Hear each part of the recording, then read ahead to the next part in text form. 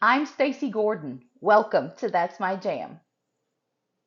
My dad's 93rd birthday is this week, so I'm going to be making several of his favorite things. On today's episode, we're going to make one that's quick, easy, and delicious. It's a vegetable beef soup, and the great thing about it is you can divide it out into smaller portions. That works great for my dad since he doesn't eat a whole lot at one time. I experimented around with a lot of different recipes for this soup, but I could never really find any that I liked. Then a few years ago, my good friend and coworker Margie brought in a pot of her soup for everyone at work to enjoy. I knew right then that's the recipe I'd been looking for. Margie was kind enough to share it with me, and I'm going to make that for you today. Let's get started. We're going to start out with about 1.5 pounds of beef stew meat.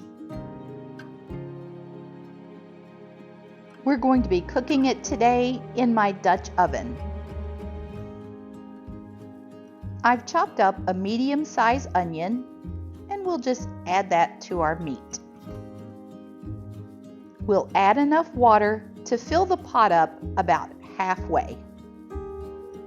You'll remember earlier in the fall I talked about Orrington Farms broth base and seasoning. Today we're going to use the beef flavored. I'm going to put about a tablespoon into this pot.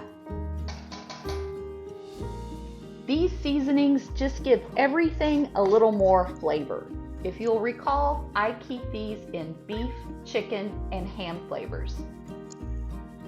This type of meat can be very tough, so we want to give it some time to cook on its own.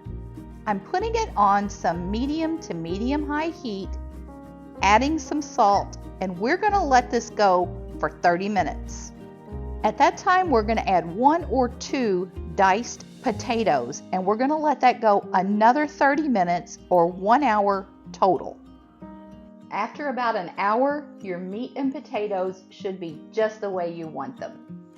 During that hour of cooking, you've probably had some evaporation. So if you did, you want to make sure to get your water level back up to about a half pot. The next step is to add your frozen mixed vegetables. You might adapt this step based on what type of vegetables you like and how many. Since I'm making this one for my dad, I'm going to go with what he likes, and that is a 12-ounce bag of this vegetable soup mix. This particular one contains carrots, potatoes, corn, green beans, peas, baby limas, okra, celery, and onions. Again, when it comes to the type of frozen vegetables and how many of them you want to add, that is personal preference. Next, I'm going to add 2 10-ounce cans of Rotel mild diced tomatoes with green chilies.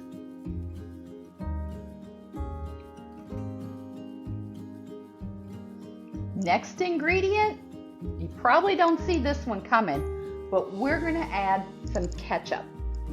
I'm going to use about a cup of ketchup, so probably most of what's left in this bottle.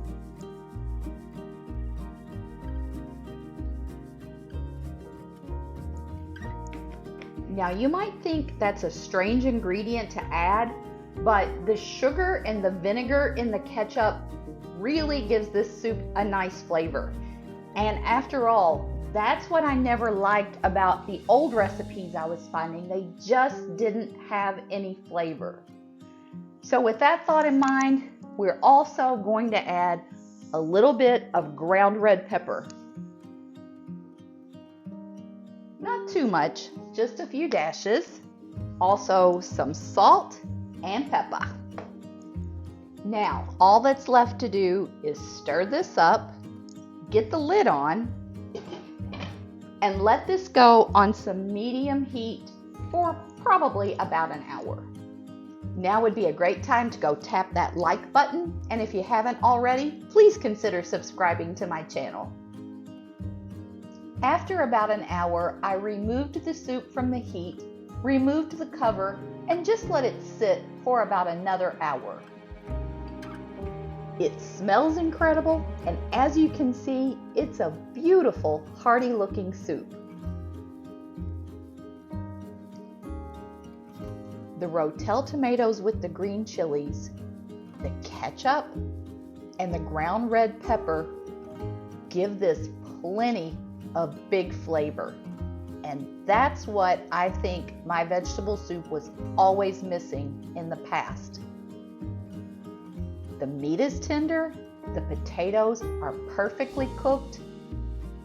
Guys, this is a really solid vegetable beef soup recipe. This vegetable beef soup is hearty and it's going to warm you up on a cold day. This soup is even better if it sits for a couple of days. So it's great to make it up in advance and then you can just reheat it. And if you like, you can even freeze part of it, drag it out later on a night when you just don't feel like cooking.